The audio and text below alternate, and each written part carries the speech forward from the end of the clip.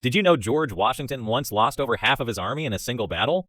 It wasn't some major war or epic showdown. It was during the French and Indian War at a place called Fort Necessity, and it was a disaster that almost ended Washington's military career before it even started.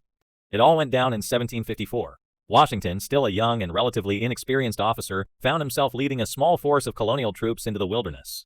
His mission? To protect British interests in what's now western Pennsylvania. But things took a turn for the worse fast.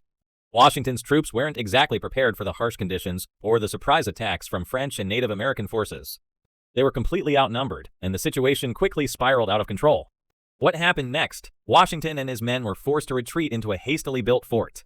The French had them completely surrounded, and after a full day of fighting, Washington was left with no choice but to surrender.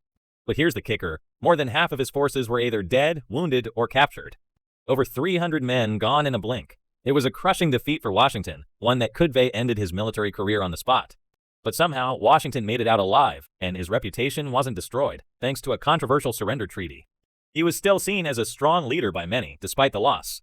But make no mistake, that battle shaped his future. It showed him how brutal war could be and helped forge the military leader who would eventually lead America in its fight for independence. So, what do you think?